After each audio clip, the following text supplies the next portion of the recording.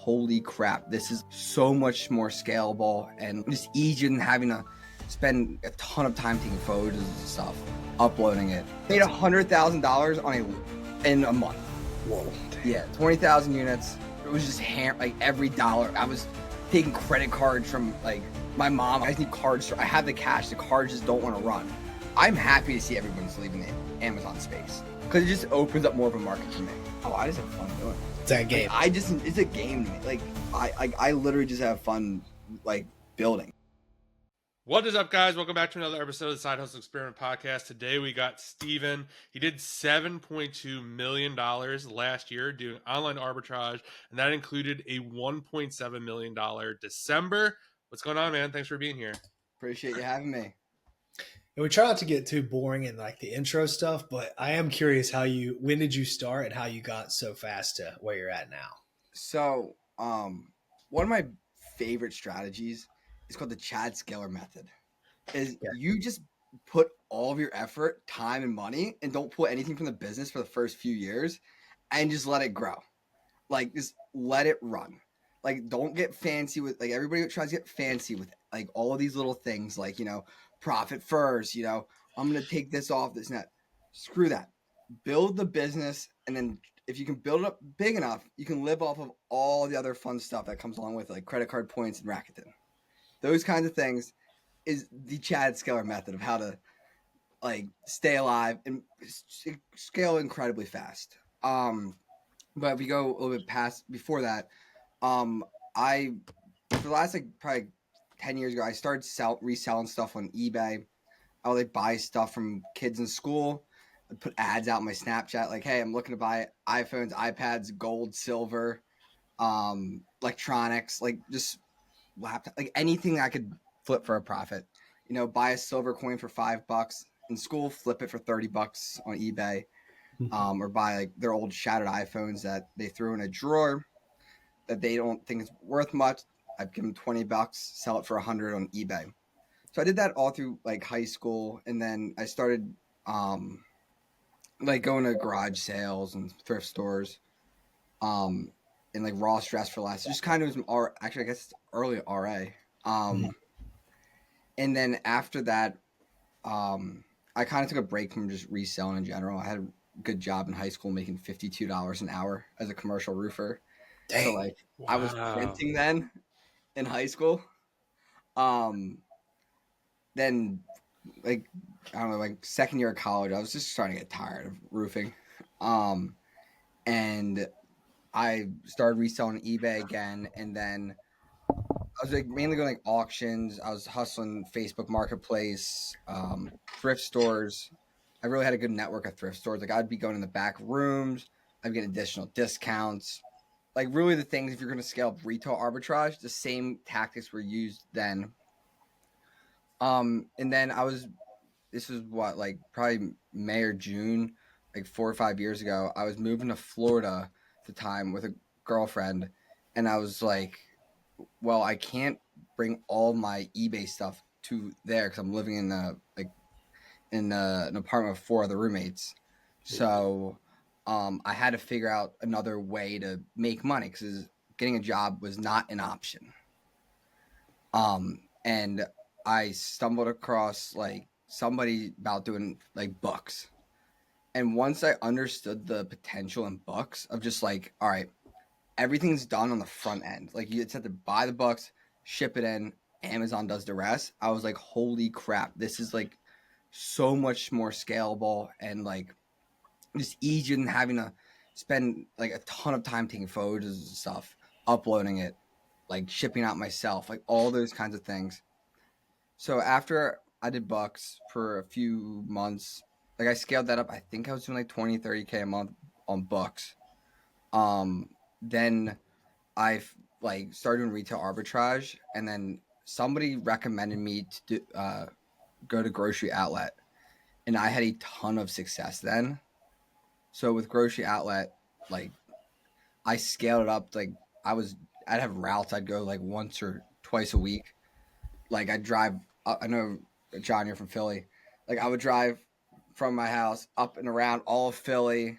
Like I'd leave at like 5:30 in the morning and start my furthest point, and then work my way back up and around and then be done. Either I cannot fit another product in my vehicle or the stores are closing. That was the only reasons I was done. Like seeing outside the passenger seat of the car is a recommendation when it comes to doing retail arbitrage. And then rolled into so when I moved down there was no more grocery outlets. So I was flying up once a month to do retail arbitrage and flying back down to Florida. At that point, I was doing like $50,000 to $70,000 a month in revenue. And at like a few months after I got down to Florida, so this is like October, I started doing OA. And like after that, like it took me a few months to really kind of get going, and then I hit a first few really good loops, and then it just took off like a rocket, and then from there on out, it was smooth sailing pretty much.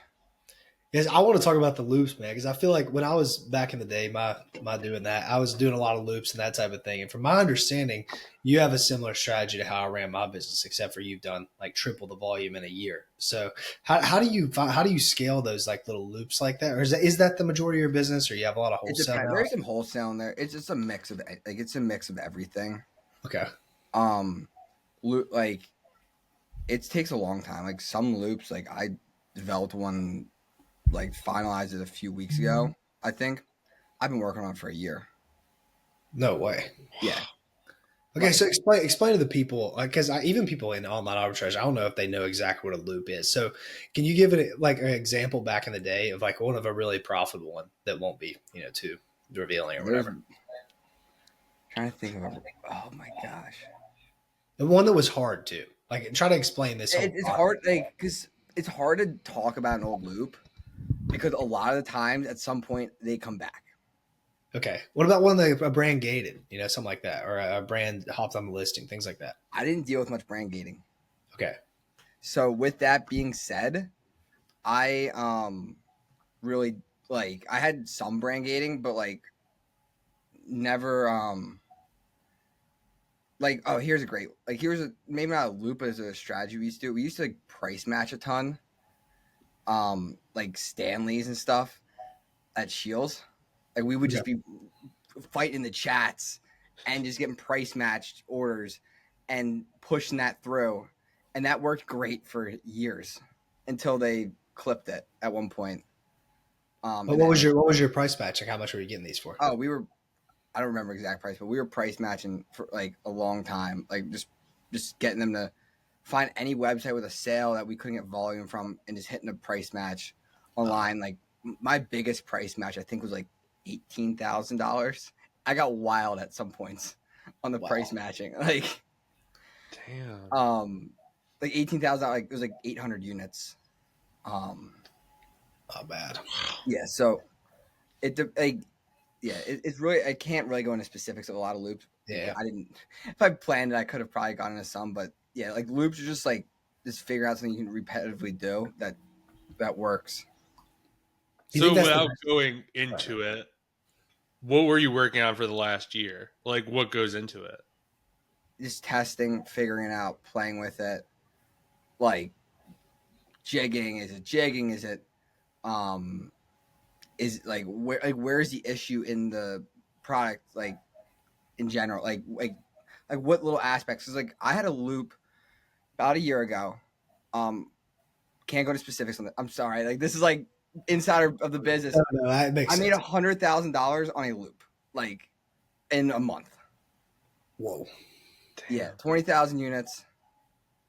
Like just it worked. It was just like every dollar. Like I was taking credit cards from like my mom. I was like, Mom, like my cards just like I just need to run. Like I just need cards. I have the cash. The cards just don't want to run.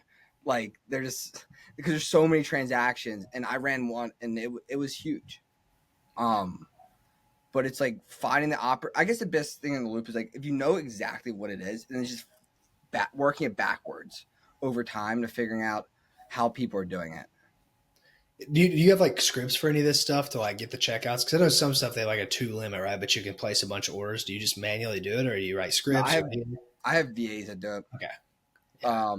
Like here's a good thing. Like if you have a VA, get them a computer in your house. Like just use like TeamViewer. It's like an old laptop or something.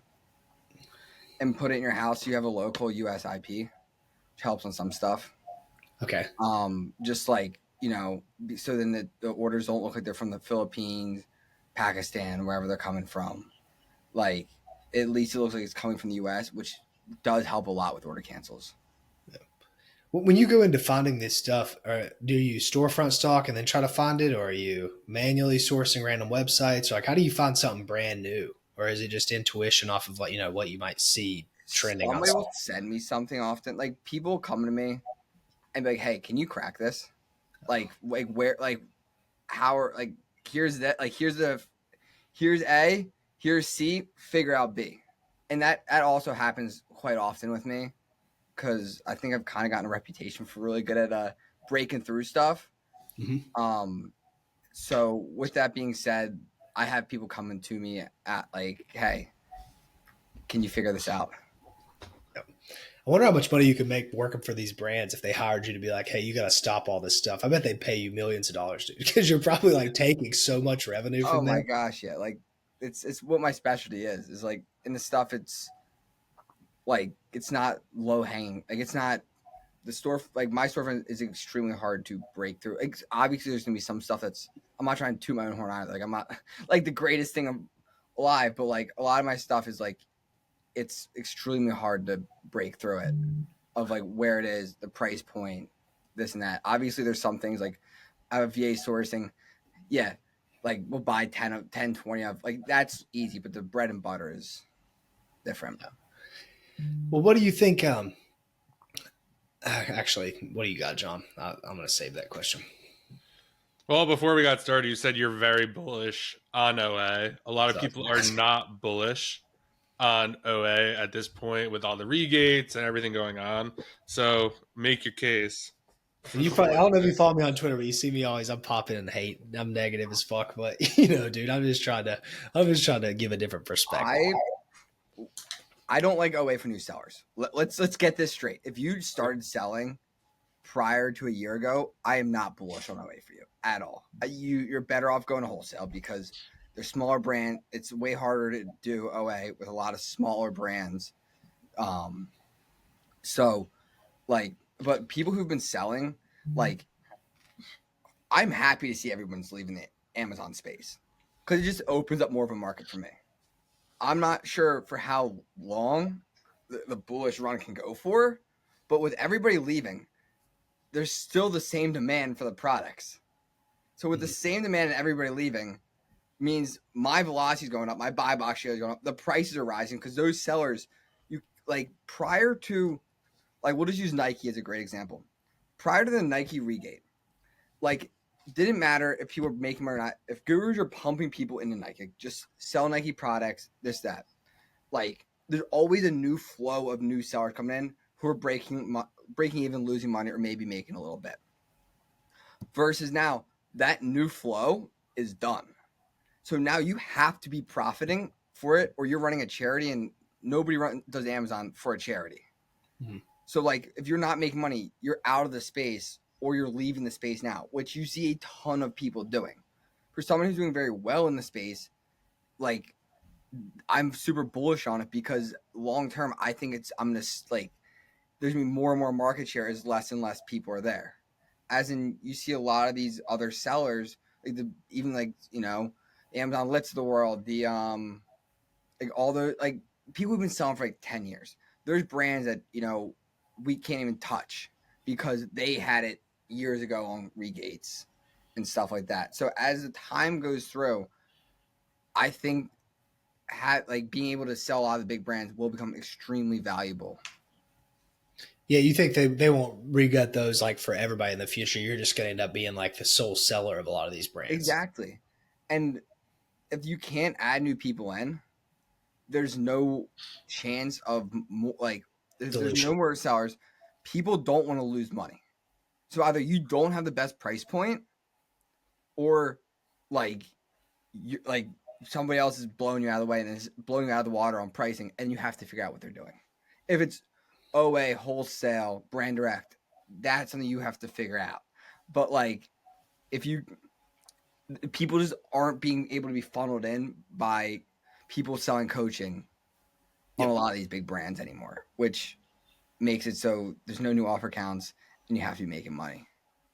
Yeah, it's funny. I've said on this podcast so many times, like people say that people are leaving, and I'm just like, you guys don't understand how many people flow in from coaching. Like it's 5 times the number that are leaving. But this regate stuff has changed that aspect to where like the low hanging fruit is now super low hanging. It's not even fruit; it's rotten. But the stuff that's been there for a long time, like you said, it's really bullish for people that because the demand's not going away for any of that stuff. So I get your case there for sure. And I've never really didn't really think about it too much like that. I just assumed like, the coaches ain't going to stop, man. That money's never going to go away because you can always sell more people on that kind of stuff. But if they can't sell much stuff, you're not really affected. Even if 100,000 people are onboarded every month, it doesn't really make a difference. I trust you. I keep tabs on coaches, what they're pushing, what they're pumping, what they're recommending to students, how they're like, because I keep an eye on it to make sure I don't run that direction. Like making sure that I don't size in on an ASIN and then, buy $30,000 across that brand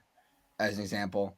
And if they're pushing it, well, then I need to make sure I'm getting out of that brand or I'm just avoiding it at all costs because most likely that's going to tank. Yep. And it's like, because the big thing too is you have to look at the market cap of the brand. Like if you look at Smart Scout, you look at like Nike. I believe Nike is $50-some million a month in revenue, like through and through on of sales, versus a lot of these smaller brands, their market cap's a couple 100,000 that people are pumping, and if the coaches are all pumping to those brands, they don't have there's not enough demand going through there to make it withstand all the gurus pumping to that brand, so it's bound to tank. Yeah, the market cap is such a good way to put that. Yeah, so I don't want to get too far off topic. So I'm curious your thoughts on Walmart because my pushback on the Walmart is the whole market cap of that thing's lower. It's not even close to Amazon. So you're flooding these new people in. They're like, yeah, there's all this opportunity, but like you can't increase the demand. Like Amazon's not going to just give up their market share to Walmart. So what do you think about that? Or are you bullish on Walmart? What do you think? I am bullish on Walmart because I have everything set up on the Amazon side. Okay. Of why I'm like barely sell. I think I have one product up on Walmart, and the only reason it's up is because I got a counterfeit without a test buy on it, and I'm just pushing it on there from the brand, and wasn't able to beat it. So, with that being said, I see Walmart as a great place of everything I have built up, just copied and pasted. That's the only thing I see Walmart as for myself. Excuse me, right now. Yep. In the future, if I decide to start selling Walmart more, or at least when, my position might change on that. But for right now, I see it as a place that's just for like moving my Amazon stuff or the loops I built or something that got regated, like stuff like that, bring that to Walmart, but really not specifically sourcing for Walmart stuff. That's what we hear a lot. Very few people are like actively sourcing there. A lot of it's just like better eBay. Yeah, agreed. Yeah. What else you got, John? Yeah, that's like really interesting. I like that idea when you were saying you keep an eye on the coaching because where people are getting pushed, you want to stay away from that stuff. And I always said that to people. That's like kind of why I was pro lead list a lot because you want to see where the leads lists are pushing people and what they're buying and to stay away from that stuff. And I think a lot of people don't think of it that way. They buy the leads list and they're like, hey, this is stuff to buy. And really it's stuff to stay away from. And I do think just in general, it's just a really good idea to I always tell people just like watch what's going on social media. Or, I mean, having this podcast is a great example. Not everyone has a podcast because what we hear, like when this camera is off, is so much more insightful. And I think always having like an ear to the ground is just super helpful when you're kind of doing this. What are some of your big, I don't know, takeaways, I guess, for maybe connecting with other sellers or I guess for these coaches, are you just friends with them or are you just kind of watching? Communities, like, you can see wherever people are pushing, like whatever, like buy this product here, flip it for this profit here. And if it's ungated for everybody, you pretty much know that that brand you usually want to stay away from. Obviously, for new sellers, like it's not a bad thing. like to start playing around with that to understand it. But like for me, there's a big difference in dropping $50,000-$100,000 on a brand product on a sale, whatever it is, than dropping, buying 5 units or a test buy. Like I'm buying months worth of stock. I don't want to sit on something that's tanking at that point. So, and then your entire Amazon business comes down to moats, as you guys all knew back in the days. If everybody knows what's working for you, then nothing works at all because everyone has the same information. Yep. So, yeah, you're friends with Pete, right? That's what he said. Yeah. Something similar. That was his message to the people at the end of the podcast. And I was like, nobody's ever said don't talk to people, but that's what he said. He was like, make friends and stuff, but if you have a moat or a loop or something, like you really don't want to give it away because every person you give it to, it like really hurts your money in the long term. Cool. And it's great. I share with some people, they're just under an NDA. Like Really? they've signed NDAs for because it's Oh not. my gosh, Oh, that's yeah. crazy. They're under NDAs. Like people who are actually like know the insights. They're Yeah. either under an NDA or they're my brother, like to an extent, and family. Like so, like of it being said, like yeah, like there are people who I'm close with. They don't fully understand the entire workings of my business. They know bits and pieces, but they don't know the whole pie because I'm not risk. If you talk, you don't hear nothing from of insightful things. Yeah. You might know bits and pieces, but it's something like that's mean. So many people talk. Oh, my friend sent me this. My friend told me this. Great. Like that immediately tells me I can't tell you anything. That's besides basic. Like you want to but also I'm working at scale. Doing $5,000 a month is significantly in revenue is significantly different than somebody like I was pushing like the first 3 months of the year. I was pushing like 600,000 to 800,000 a month in revenue. So like with that being said, you also like at scale, it changes stuff too. When is the moment that you really like scaled it like that? Like I know I felt moments. I think Where when does I hit scale 200K, that? I mean, like yeah, when I hit like a 200K month for the first time, I was like, whoa, this is getting to a point where this isn't like small anymore. This is pretty big. But like, what was the moment where you were like, well, this is way bigger than I kind of started this thing? Like it's like I have a company now, like a big thing. Is there a moment that you can think back in time of where you realized that? I was like, well, damn, all right, like we're doing good. Let's keep putting money in and letting it build and build. Like it's You just gonna keep growing it forever? Do you have like a cap of like I want to get to this, or you're like I want to open a warehouse, I want to do as much as I have possible? 3 warehouses. Okay. But we'll talk about like I have a prep center and stuff we offer and stuff. Okay. But like I don't know, like as long as like I always go where the where literally Amazon tells me I should go. As in where's the issue and where are people having trouble and then like how am I gonna make that work for myself? What has the best modes, time of year. Like there's so many things that go into the actuality of where I decide to like put my time and effort. I want to talk a little bit about the mental side of this stuff because I feel like to get to that level, it's way more mental than anything of you just being able to like, take on the debt and take on the risk and stuff. Have you always naturally been like that or have you had to develop it up over time? No, I was like, send it. You always Like, just like, dude, like max risk. I don't really care. So we'll talk through it. Like, how do you, because I mean, personally, I'd be like really stressed out, but I'm sure a lot of people would be. They couldn't handle that much I stress. mean, But nowadays, like I'm not on as much debt as I used to be okay. these days. 'Cause, like especially once you push at scale for a while, and then if you drop back down, like November, December really helped push up, and then a couple good licks here and there, like got me pretty well. Like this is like nicely cash heavy, so like I haven't had to bring on a ton of debt. Actually, the last few weeks I've actually been on the first bit of actual like heavy debt again recently. Um, but it's just like if you know what you're doing, it's not scary. Like the scariest thing is like the unknown aspects of Amazon that like an inauthentic doesn't scare me. Brand reviews don't scare me. Like check like any of that aspect doesn't scare me. What scares me is like would be more of like an account linking or like a not that I'm something multiple account like something like random like that would scare me more in that realm, just because like this stuff I can't see, and that Amazon just decides to do whatever they want to do. Yeah. Um, Good. but that's also why we try to pop on a different brand. Like we like just try and de-risk within Amazon a little bit, but also like we're gonna keep scaling. Like we're gonna see the peak of it, and if hit away and it's like, all right, it's not worth it anymore. Like just keeps going, all right, then it's time to pivot to brand direct or like wholesale. It's just wherever the moat and what makes the most sense, that's where I'm going to go. What do you think? How big of a seller you are in the United States? You think you're like top 50 OA? Or how big? Do you know anybody like way bigger than you doing like what you're doing? Not mostly wholesale or anything, Like but Jeff sends it, I know is big.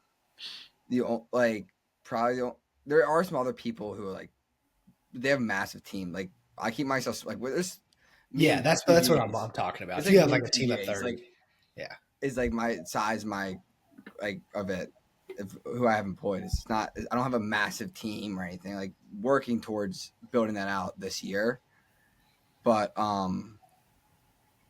yeah, there's really not many people I know who do a ton more than me in like the OA, even in wholesale space that are besides me also of like without like a ton of US based employees. that's gonna be the title. Number one OA seller in the United States. I need you to. I want you to say it, so at least I'm not lying. No, I mean Jeff's. I mean I don't know if you know Jeff Sends. Yeah, He gets like $25 million a year. He rips it over me, but Tom calculated you're probably number one because you haven't been doing it that long, right? Only a few years. yeah, I've only been doing it for like 2.5 years, probably 2.5, 3 years. Okay, I thought it was even longer than that. That's crazy.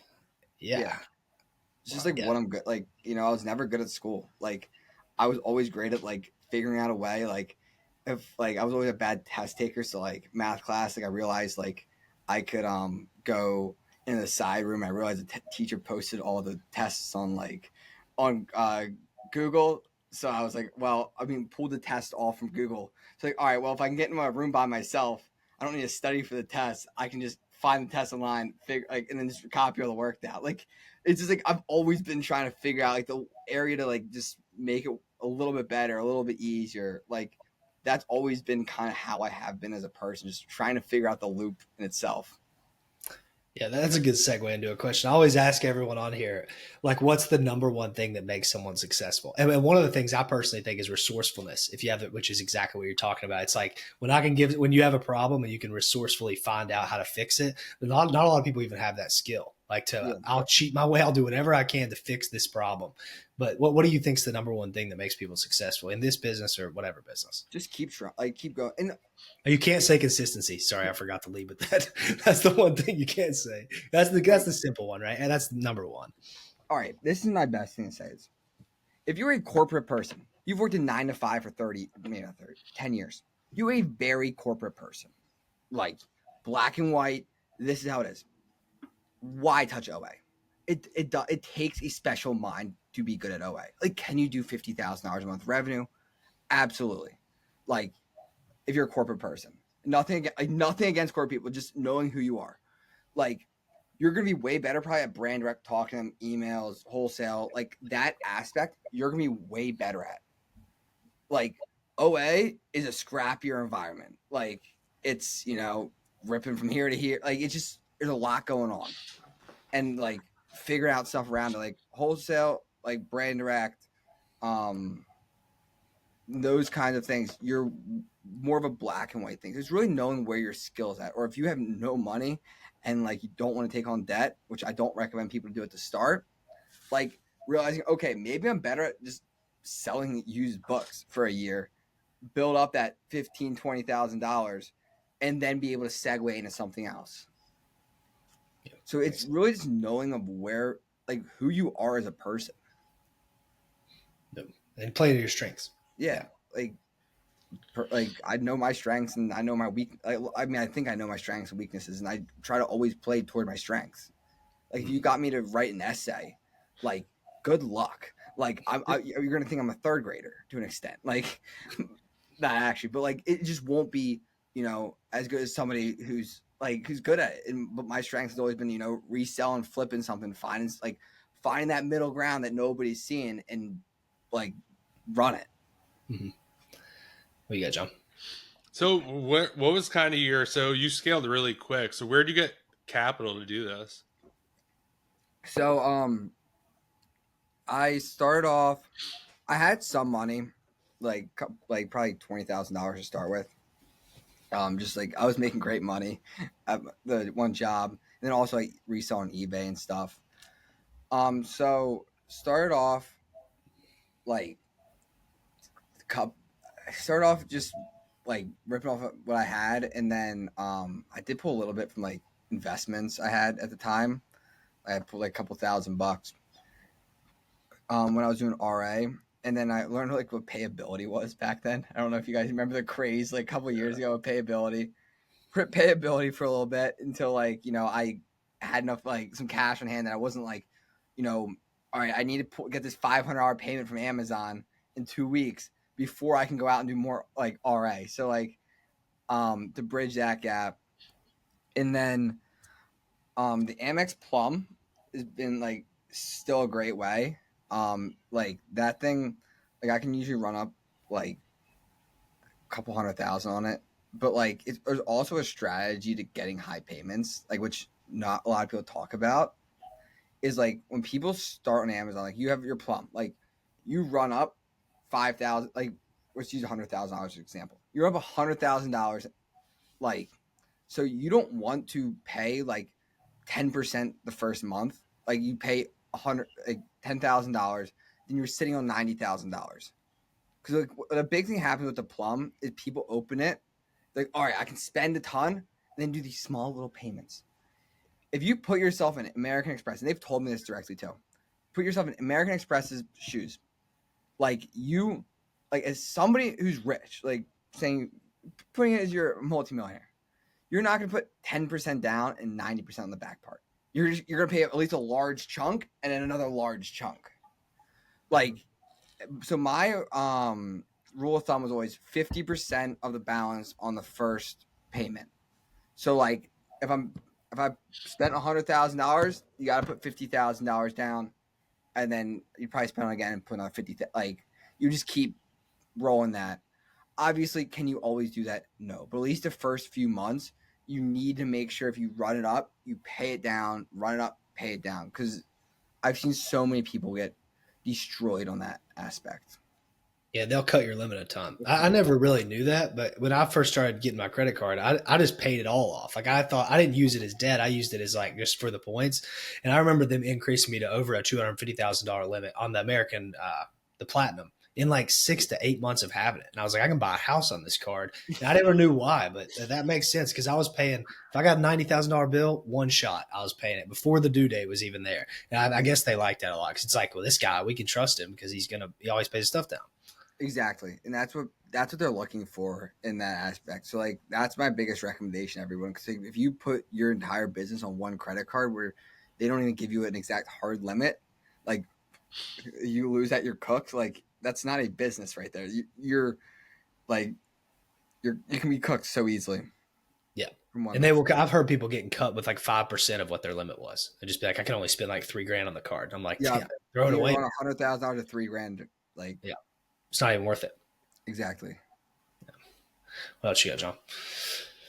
Yeah, I mean that's a really great because I do remember seeing probably like a year ago people were like running it up on the Plum, and then they'd be like complaining that the Plum just like cut their limits, and I was like, I don't know, man. Like if you're a new customer, I don't know how much money they're really like extend you. And I mean, let's be honest, they probably know some information that like they're not supposed to have that they have on you. So I mean, there's that too. I remember this, I think it was like a year ago. I think Amazon lost like a $53,000 shipment of yours. Yeah. Did they ever find it? Like what happened? That. Before we get into that, if you could just take 1 second, like this video, we would greatly appreciate it. It really helps get this out to more people, and that will allow us to get better guests for you guys. And if you are feeling extra generous, leave a comment what you like about it or tag us on social. Thanks so much. Now let's get back to the episode. No. Nothing ever happened like past that. I was working with a guy, and then like it became like cute, like a lawyer to help me with it. and it became like Q4, and I'm like, I knew I was getting like super leverage, and I was like, I'm not like dealing with it. And then I always like go away for a bit in the like for like usually like 2 months a year. I usually like on a long trip, just go away for a bit. And I was like, I'm not gonna start it while I'm on vacation.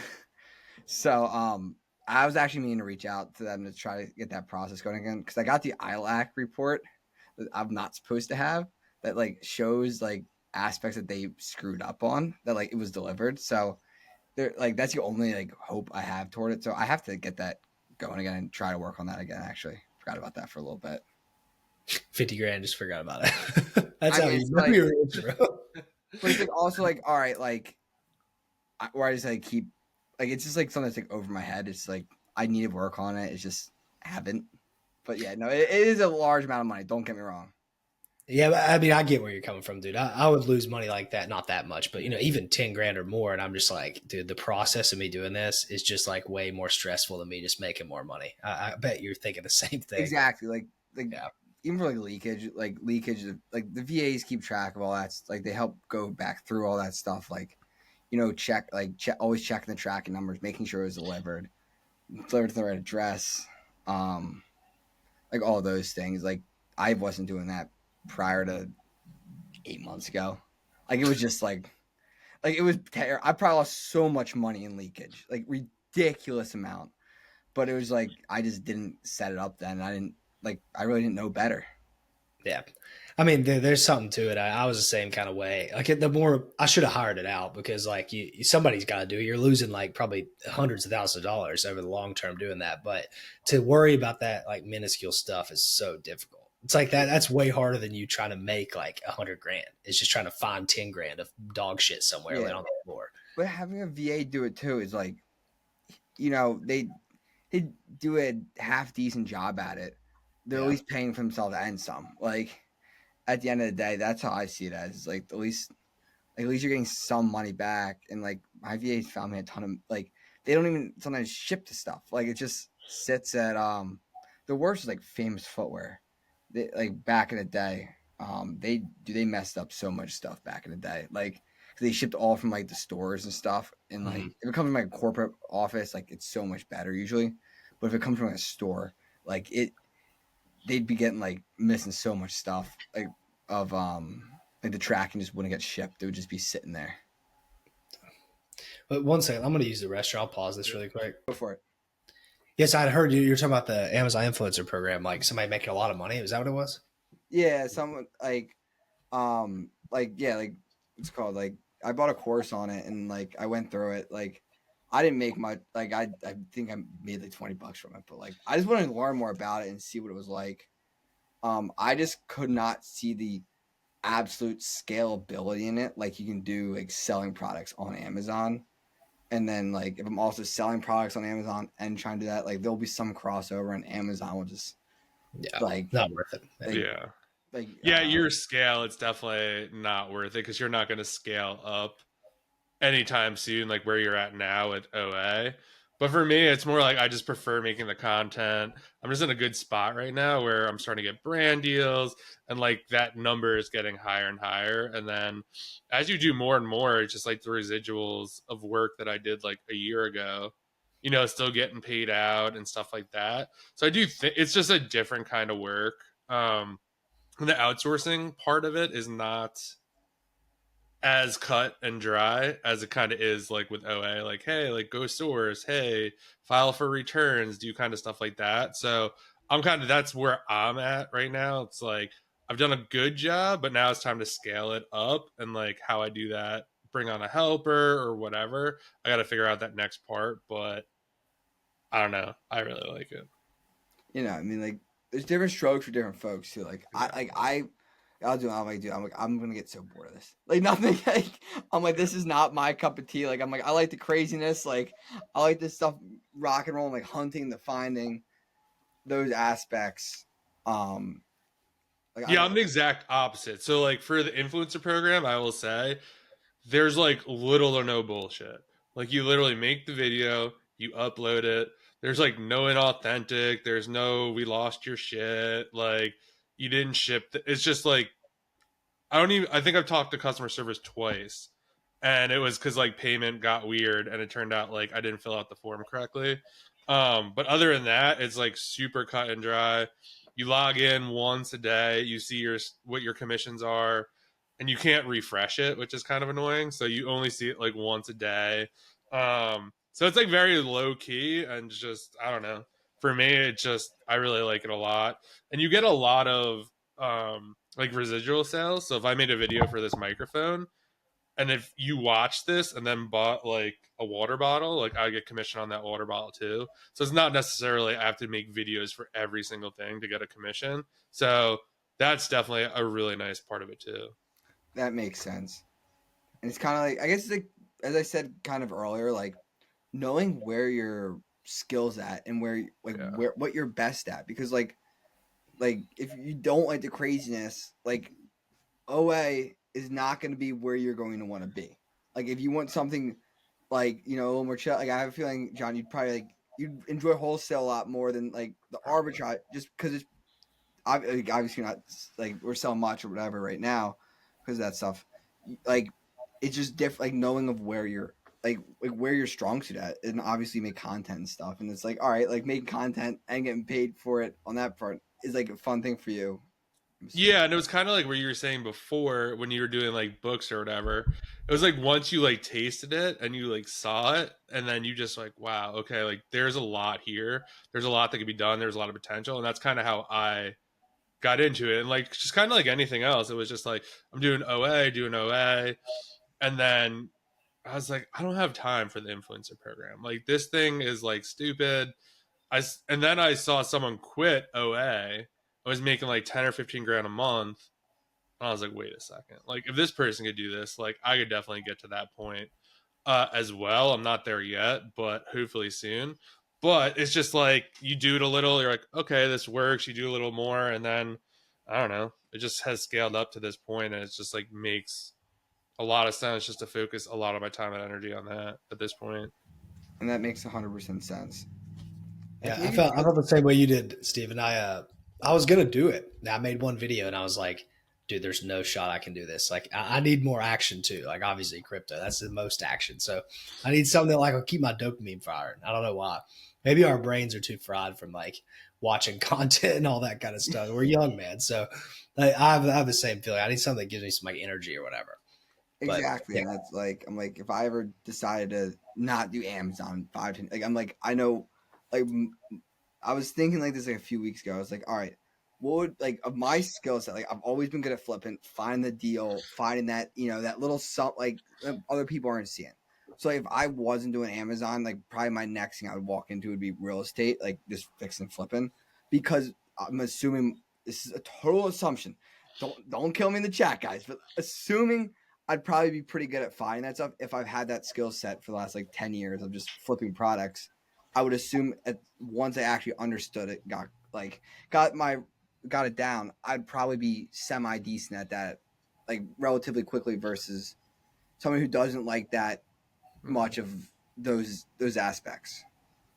yeah. Dude, you'd be great at the crypto stuff. Like, cause you can track wallets. It's similar to Amazon, like storefront stalking and things like that.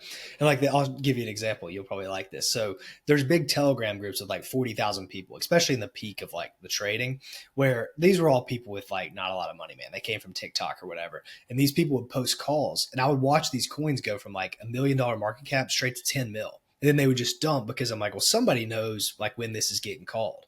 And then you can search through the wallets, you can backlog all the transactions, and you can front run this stuff and make like a free 5, 10x on your money. Now, back then, I didn't know like all that stuff, but I'm like, dude, this is a similar thing. You're just trying to find out where this crime is happening, really, and just like trying to front run the crime. But the money you can make doing that stuff, dude, like you can literally, if you have 10 grand, you can 10x it in 2 seconds. If you just know that like the what this will happen 95% of the time. That was what got me intrigued by it too. Expect like all the tracking and things like that because you can reverse it. Yeah, I mean, like stuff works for other people like better than other. Like, you know what I mean? It's just like, I mean, I probably would enjoy the craziness. Like, I don't know. Like, I just found no reason to leave the space, and like, Yeah, you shouldn't. You're like killing my it, dude. one buddy who like trades a ton, he'll give me a call. He'll be like, "Hey, I just dumped money in this." I'm like, "All right, I gotta put money in it." Like, but he's like, it's what he does like for like he's made a lot of money doing it. So it's just like it makes sense when the right person calls me up. It's like when your buddy calls you about a bowl, I was like, all right, you just get on and you just start buying. Like it's like same kind of thing. Is just like that's how I usually run those kinds of things in that aspect. Yeah. How does your business look with paying yourself? Like, what percentage do you pay yourself, or do you even pay yourself anything? You probably can run almost on cash back and pretty rich lifestyle. Exactly. That's exactly what I do for the most part. Like occasionally I'll pull some. It's not much, but like Yeah. How high are you in cash back? it Like, depends on the month. Like sometimes it's a couple $1,000. Sometimes it's more. It truly depends. Depends on credit card. Like if I'm using the Chasing Premier, like 2.5% cash back. Like nice. for running that card heavy that month, like and it depends. Like sometimes it sits in there. It's there's no like my living is very low, so like my rent's like $1,200 a month. Paid off car. That's Um, crazy. That is uh, nuts. like I don't like I cook either steak for dinner or I go out to like Chipotle. Like there's really not a ton of stuff like I spend money on a day-to-day basis. Like where I will splurge more is in travel, and that's where I enjoy to spend money. But besides that, like same car from high school. Same, like there's nothing's really changed in my life besides that. But I think that's also a big reason for the success I've had is that I've not touched the actual money, just taken I guess you call it like the dividends from Yeah. around it and um like paid myself in those ways. Yeah, that's awesome. That's feels nice probably to live off that. You just don't. Do you pay any kind of income to yourself at all? I mean, if I needed it, I do, but it's Yeah, yeah. rare. I get It's you. it's super rare. Like usually if I because I went away for like 2 months, it's like before that, like yeah, I gave myself like $5,000. It's just extra, just like something to be spending more. And if I need it, like I would just pull it. But like you like my probably cost of living in general is probably around like 13. I'm sorry, like 3,000 or 3,500. Like all in like rent, food, gas, car, like all in, and it's like I really don't have any reason to increase my lifestyle, so I really don't need to pay myself anything more. Like hat, Dick Sporting Goods rewards, like everything's like all my clothing's like usually Dick Sporting Goods rewards. Um, yeah, so it yeah, I mean I eat just different ways, you know. So, what keeps you going then? Like, why do you even want to make all this money if you don't spend it? Oh, I just have fun doing it. It's that game. Like I just it's a game to me. Like I literally just have fun like building. It's Yeah. not a to increase the lifestyle like I could. It's just it really wouldn't bring much happiness at the end of the day. Like I would think it would be fun to move to Miami, like just fun. If I moved there, definitely increase the lifestyle. But like right now, like you know, it's more fun to build the business and see what like you can actually do with it versus get the flashy car, get the increase your pay. Like occasionally, you splurge on something. Like I'd like to get a watch at some point, but also like getting like a nice watch. Like it's also kind of an investment. Like solid gold watch, like it's going to appreciate or at least not depreciate over time. So like it's really not losing money, and I think that's a big thing. Just valuing your own time, and then just trying to buy not depreciating assets. And at that point, you're pretty good in general. Have you done any coaching stuff or Um, like have maybe you ever planned on that? no, I think I can make more money in the business than actually coaching with a third of the headache. Interesting. Yeah, man. Hey, Which that's good that you realized that too, because I think I didn't realize that. Because it eradicates your business. Like it's almost impossible for it not to, unless you just have all these things that you could really keep close to your chest. But I mean, you got to teach people something, you know. agreed, and I wouldn't be able to deliver. Like if somebody DMs me on Instagram, hey, can you hop on a call X, Y, and Z? I'll pay you whatever. Like figure out an amount. All right, like I'll do it. But like on a, it's like you see what the coach are making, or at least I know like a good chunk of them. Like they do great. Don't get me wrong, but I would rather just work in the business and scale it versus like dealing with like the same question day in and day out. Like, how do I get this? This doesn't work. This doesn't like. There's like, I like I would lose my mind. And the content. Are you a big content guy? Do you like making content or not really? I enjoy making it. Like I definitely had more, like definitely better with it like previously, like when I was looking at doing more coaching stuff, because like I would just make like, because it's easy to make basic videos for Amazon stuff. Like, okay, here we go, raw stress for less, buy it for $10, flip it for $30, make $7. Like that is super easy to do.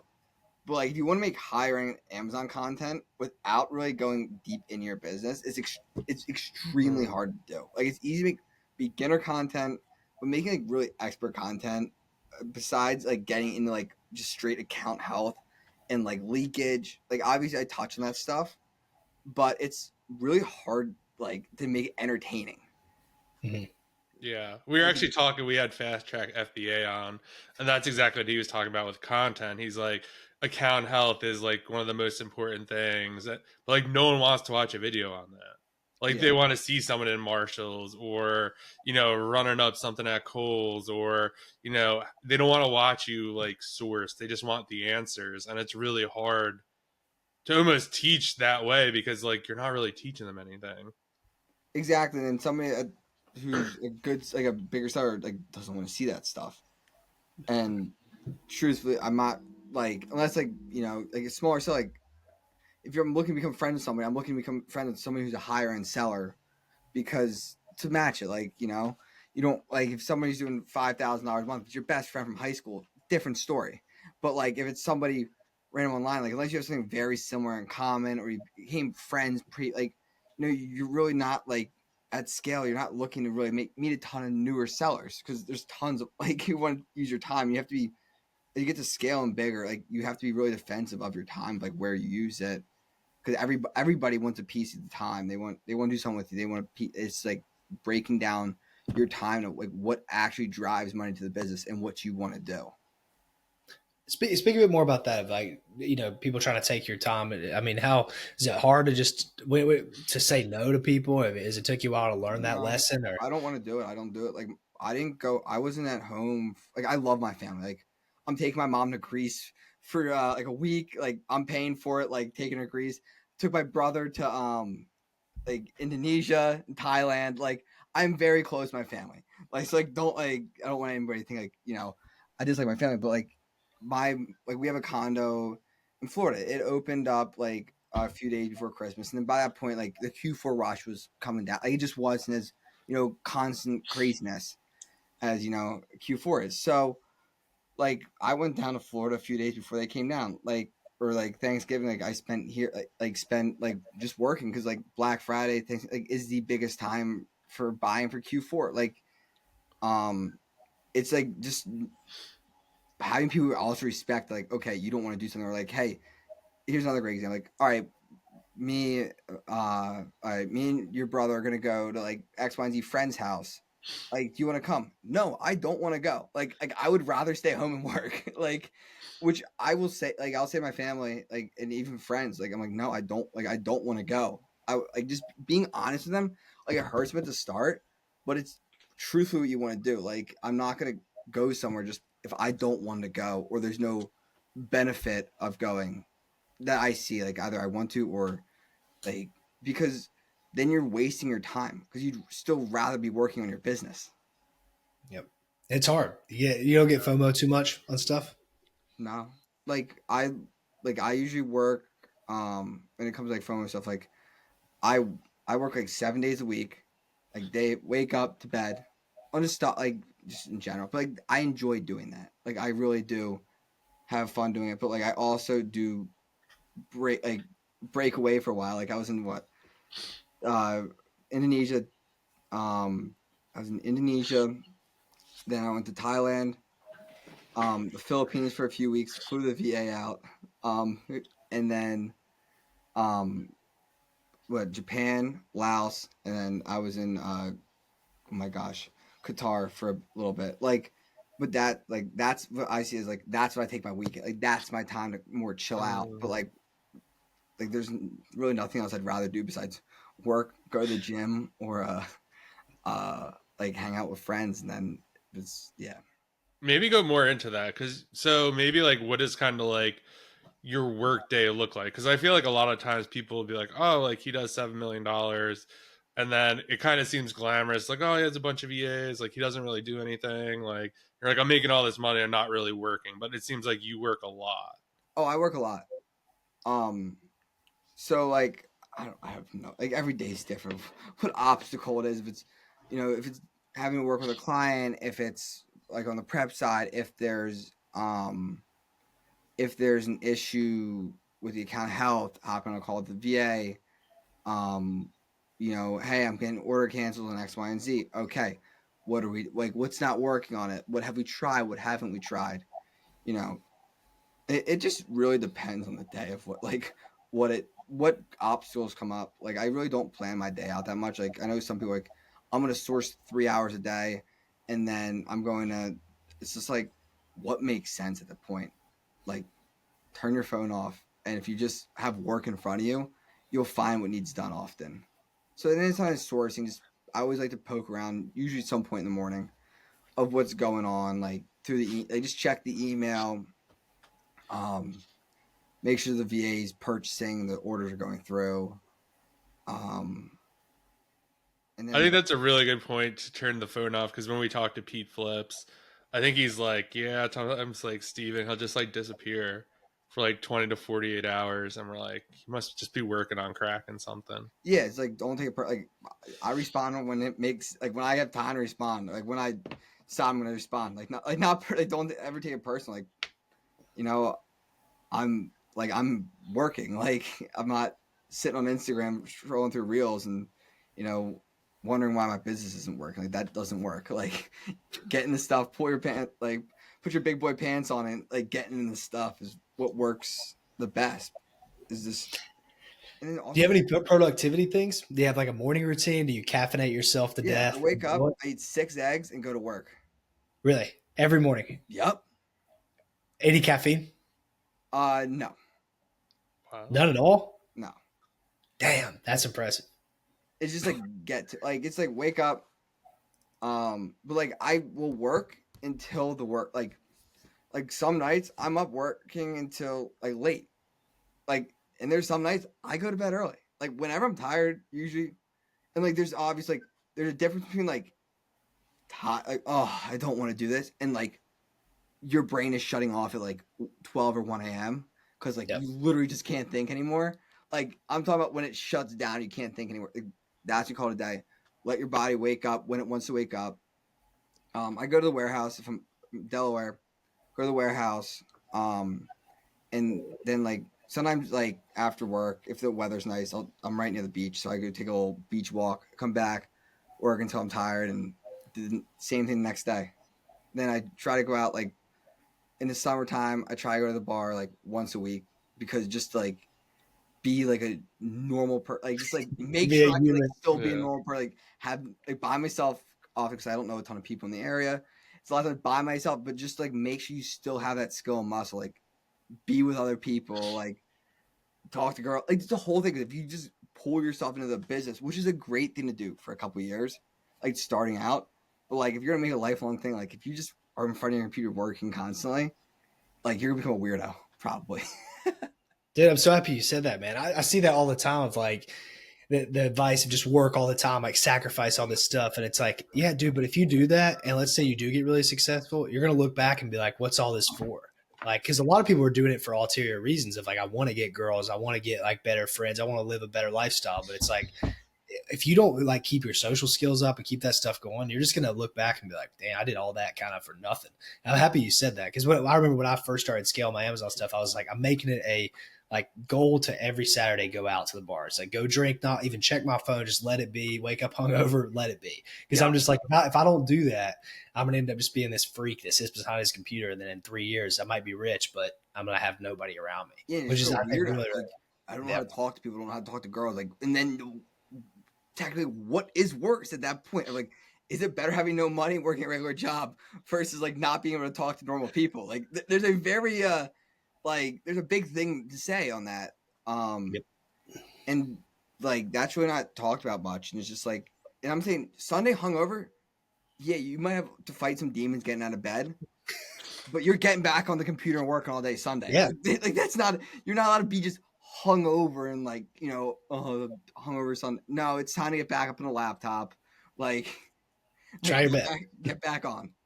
Yep. I mean, it's just such a like, and if people are saying like, hey, like, you're gonna be unhappy, it's not gonna like, you're not gonna like it long term. Like, it's like that's their own opinion at the end of the day. Like, people like change up your life, like do this or that, but like you also look at like what people care about on a long, like what people look at also at other people and stuff. It's like, a lot of people like to say what you do, like traveling. I like to stay, and then like also like what you make, like what you do for a living. It's like I feel like are big things that like people look at, and like I see it as like, work, travel, like those are like great things. Like I take like this year, like when I went to all those countries, I did that by myself. Like I solo traveled that for Wow. 2 months, Wow. and like I love, like I have fun because I meet people and get the social skills better. Mm-hmm. And do you have a lot of our like in real life friends that you're with all the time, or no?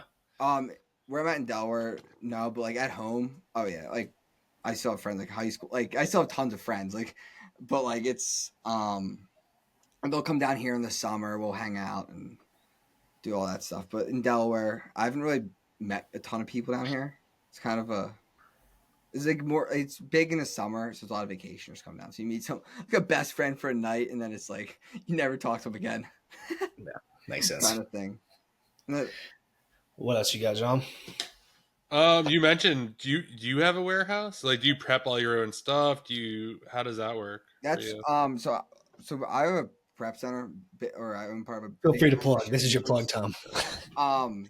And so like we have 3 warehouses, 2 in Pennsylvania, 1 here. And we take on clients doing anywhere more than 500 units a month. And like that's where we prep all of our products. And if you need your products prepped, we're happy to work with you and get your own pricing and see what we can do to help you. What's with the 3 warehouses? Why don't you just have like one big one? Because it was originally started in Pennsylvania, and we have a good rate on warehousing there. And then as it built, because didn't originally start with the warehouse, like Max Catalano. I don't know if you know who he is. Yeah. He started it, and then we needed a Delaware location for like tax products, and then I was like, all right, yeah, I'll do that. So that's how I got involved. And then I was like, really had no reason to stay in Pennsylvania at the time, and no reason to leave. But I was like, I could do it, so moved to Delaware, and then we have guys here prep. They prep everything, so I really don't prep any products these days. Like very, very rare. Like Q4 is the only time I usually ever have to hop in these days. Is the prep center profitable? Is it a good venture? I hear mixed reviews on like how people do with it. I mean, prep center as well. It really all depends on what the market of Amazon's doing, and then like how that's going of like the prep center side, because like I'm curious to see what it will look like in a few years on the Amazon side, and for the prep center side. Obviously, like we're like, but Max and I are very easy to adapt. Like we'll be fine. But like what, like the income, because as the gurus kind of slow down on the pumping new people in, curious on how that will affect the prep center market at some point, but only time will tell on that aspect. But obviously e-commerce is booming, and people need to get their products from a warehouse to their doorstep. So there'll always be a need for warehousing. It's just, then it would just be an adapting game if that would happen in a couple of years. But Have you seen a lot of like turnover? Not because like you're not doing a good job, but because people just like are quitting Amazon, or it's pretty steady?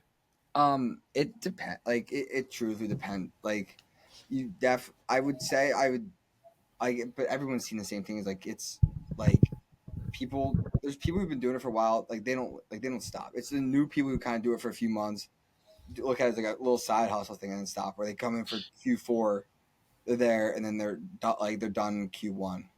Like that's really what you see. But you see that anywhere in Amazon space. Like people put up a good number and then they're done and out.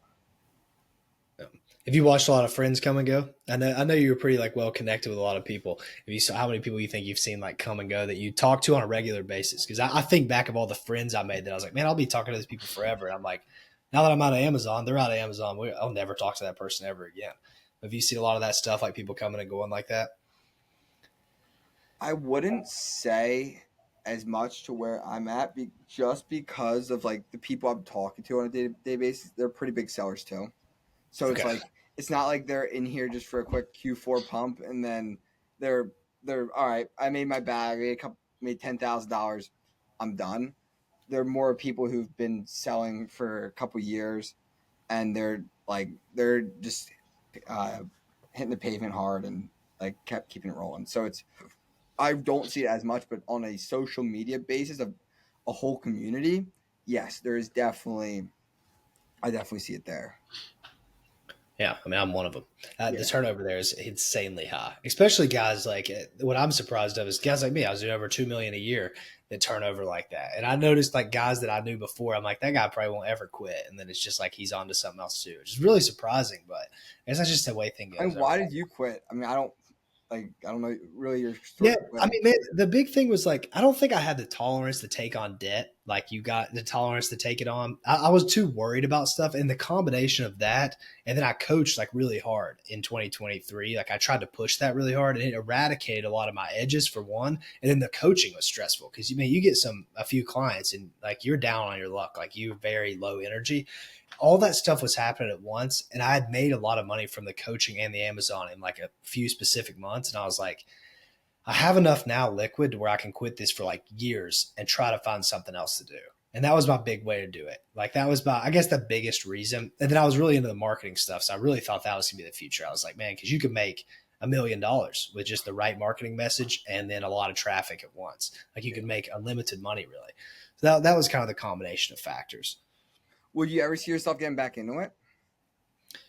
It's unlikely. I mean, it just depends, I guess. Where I have an aged account, that type of stuff, but I don't see it. Just didn't line up with my long term goals with who I am. Like I think that back to what you'd said before, I'm really bad about employees and like managing people and stuff like that. And I think to run a really successful Amazon business and not leakage everything out and be like break even, Yeah. I think you have to have somewhat of like an ability to like coach your employees and stuff. And maybe I'll gain that skill one day and go back to it, but I don't know. I don't know. In like some like having US based employees, having dealt with virtual assistants for a long time, and then going to US based employees, they are easier to deal with.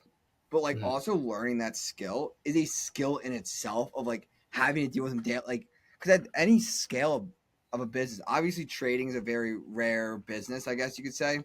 That like you don't need people Yeah, anyway. anybody. But like also like total outside opinion, I also think that somewhat of trading of like crypto meme coins, I feel like it's kind of somewhat gambling. Yeah. But that's also someone who's not in it. So No, it is. I mean, there's an aspect of it for sure.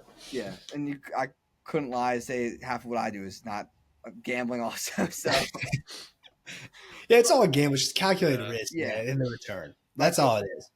yeah. So like with that being said, like I don't know, like I feel like you wouldn't want to come back in for like a quick Q4 pump and then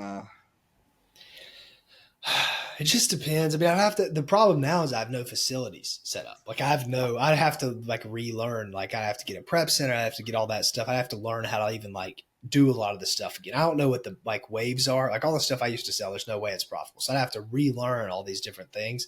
And I'm just not that intrigued by it. But you never know, man. I can change my yeah. mind on that stuff. And my goals are just different long term, I think, now.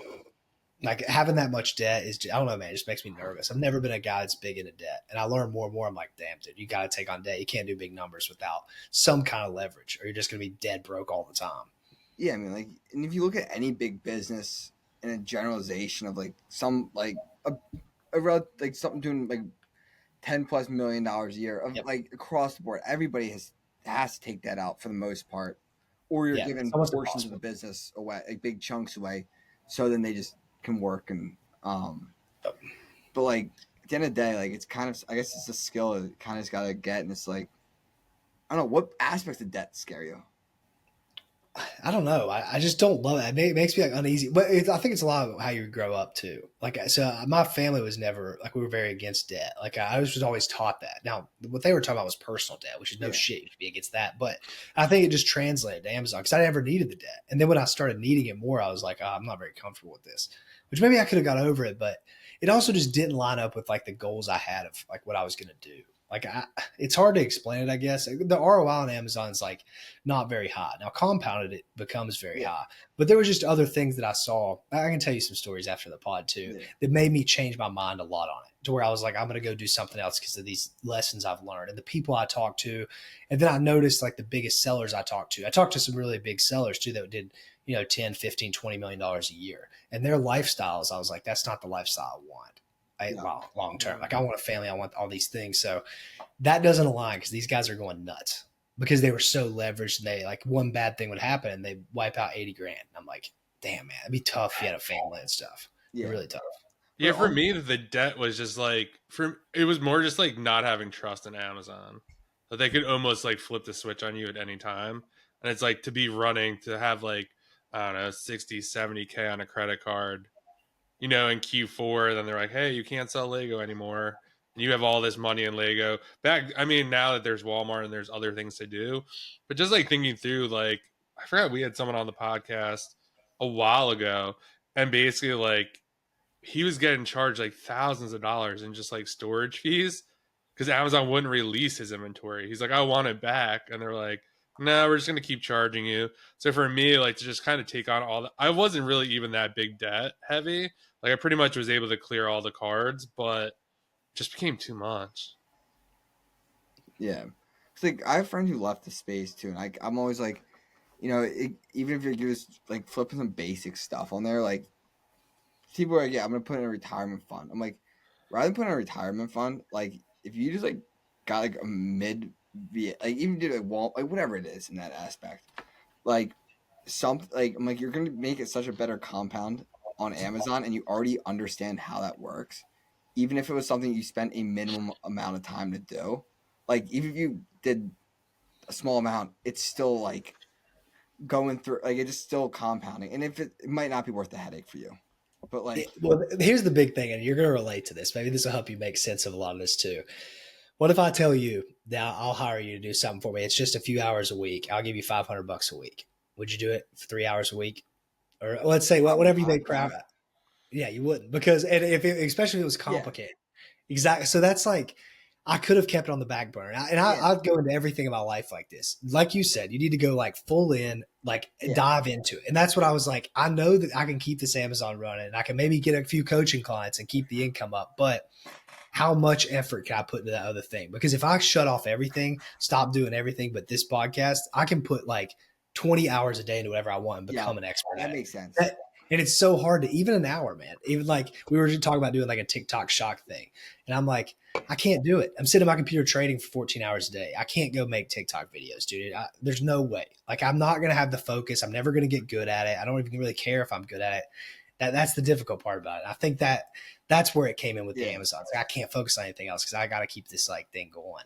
The only reason I said that was being because he sold at scale and like, the regular things still pop off like Q4 and stuff. It's like, make a quick 10, 20K and walk away and then be done for the year. I mean, if I get in a bad money situation, bro, trust me, I will. But I have enough money where I'm not. Yeah, no, I don't think you're scraping pennies together. Not yet. Panhandling on the corner. Drew's panhandling on the corner. Not yet. You'll know. I'll let you know. Can I get some donations, man? Panhandle Drew. Change your handle. Or it was like FBA Drew, right? Yeah, Drew FBA. Yeah. Drew Panhandle. Well, we got about an hour and 15 here. You have any other questions for us, or Johnny, you have anything final for him? I don't. Anything else for us? Just network. Like just get started and become. Oh wait, I got a few like last closing remarks. Okay, rock it. Your biggest network screw your business is not staying in stock on products. Like hands down. Like if you're gonna burn, like if you're a newer seller, and like you buy something, it runs out of stock, you don't restock it, like you're losing money.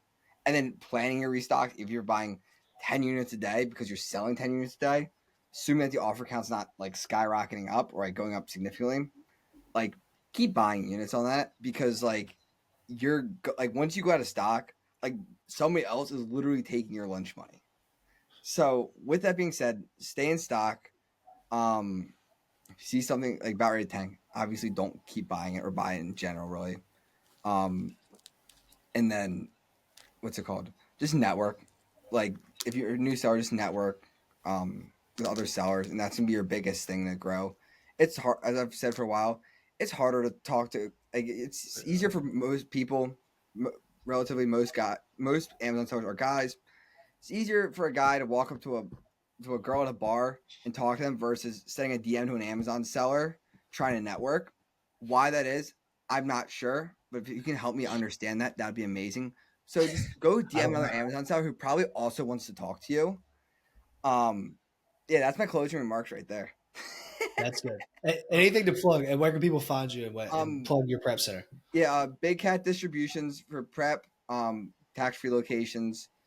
In general, if you need anything from full truckloads, LTL, small parcel, anything, let us know. You can do what's called, and then minimum 500 units a month. You can find me on Instagram at Steven Does Business and Twitter. I'm not really on Twitter much, but yeah. Cool. All right. Cool deal. Go follow him, like, subscribe, comment, and we'll see you on the next episode. Peace. Peace. If you enjoyed this episode and know someone else that would enjoy this episode, if you could send them this episode, literally just copy and paste a link, send them on Instagram DM. Everyone loves to network. This is a great way to do it, a very easy way. It helps grow the podcast and get better guests. So the more the podcast gets shared, the more views we get, the better guests we could get for you. We would really, really appreciate it. And tag us on social media and we will share it as well.